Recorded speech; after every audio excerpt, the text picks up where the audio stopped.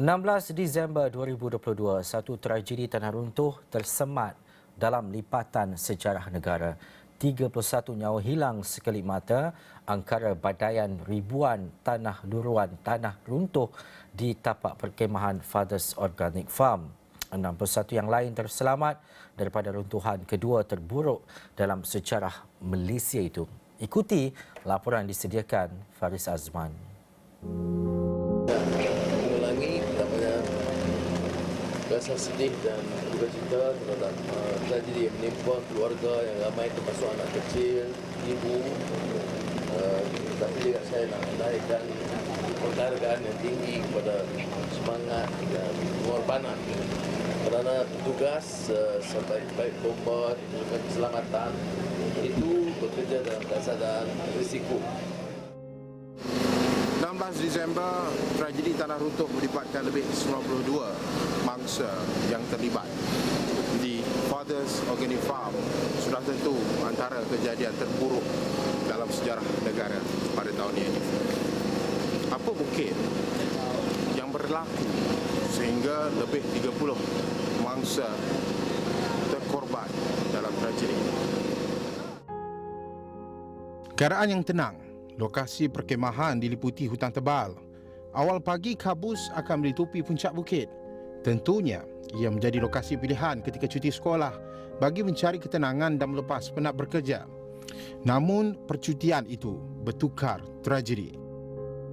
Pada jam 2.20 pagi 16 Disember, cerun berketinggian 70 meter di Seksyen 13.0 B66 laluan Batang Kali Genting Highland mengelusur dari kedudukan asal. Ketika itu rata-rata mangsa sedang tidur lena. Hanya hujan renyah-renyah dilaporkan setiap beberapa hari sebelum kejadian. Mengikut siasatan pasukan forensik cawangan kejuruteraan Cerun Jabatan Kejuaraan Malaysia JKR, berlaku dua runtuhan. Runtuhan pertama berlaku di kaki cerun berhampiran sektor A, tapak perkemahan. Cerun dengan ketinggian 70 meter, lebarnya 120 meter dan panjang 330 meter. Anggaran isi padu tanah sebanyak 450,000 meter padu atau lebih 1,580 tan metrik. Kegagalan tanah ini berlaku di kaki cerun. Ramai mangsa dapat menyelamatkan diri. Bagaimanapun selang 20 hingga 30 minit berlaku runtuhan kedua. Persoalannya, bagaimana cerun yang bukan kategori kritikal boleh membawa kepada kecelakaan yang tragis. Kejadian tanah runtuh pada cerun tambakan di negara kita, khususnya pada musim hujan, di kebanyakan jalan-jalan di kawasan perbukitan dan pergunungan agak lumrah. Dan kejadian ini lazimnya tidak diberikan perhatian kerana cerun akan jatuh dan tanah akan terdampar dan tiada kerosakan kepada harta atau kematian. Tapi di sini keadaannya berbeza dan ini pertama kali pernah saya lihat di negara kita di mana kita mempunyai kawasan rekreasi dan kawasan perkemahan betul-betul di bawah cerun tambakan jalan. Kedudukannya sekitar 100 meter saja. Puluhan mangsa berjaya melamatkan diri dengan berlari dalam keadaan gelap gelita, tidak tahu ke mana arahnya demi menyelamatkan nyawa. Jauh-jauh tak boleh nampak. Kita lari, lepas tu 30 minit pertama, lagi mari satu kali. Baru kena rumah semua. Lebih memilukan pada hari yang sama, majoriti mangsa akan mendaftar keluar dari tapak perkemahan itu. Tak ada hujan. Tak ada hujan. Bunyi itu kuat sangat. Banyak kuat. Banyak kuat.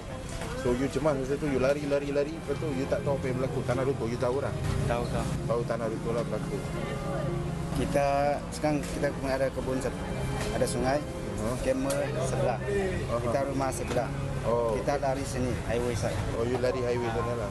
Masa tu yang orang ramai kat bawah tu, kemah-kemah tu jauh daripada tempat tu? Dekat 15 minit.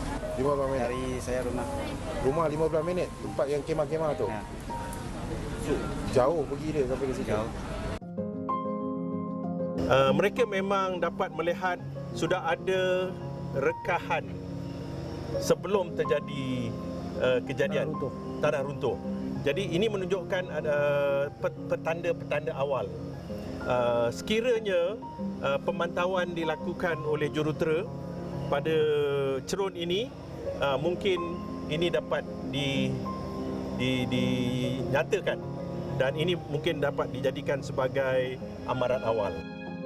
Lebih 400 anggota pelbagai agensi antaranya Polis Diraja Malaysia, Bomba, Rela, APM, SMART, TAMS, Angkatan Tentera Malaysia, pasukan gerakan ARM dikejarkan ke lokasi kejadian pada pagi itu. Koordinasi diatur gerak ke Sektor A iaitu Hillview, Sektor B, Farmview dan Sektor C, Riverside. Antara cabaran yang kita temui adalah cuaca. Yang keduanya yang menyebabkan kawasan bencana tersebut agak berisiko tinggi. Jadi itulah cabaran utama kita. Yang lain saya tidak nampak. Dari segi guna tenaga sumber manusia, kita berganding bahu secara rapat. Ikuti laporan siri kedua bagaimana cabaran dan kekangan dihadapi pasukan SAR di Ground Zero. Laporan Fariz Azman, Asrawani.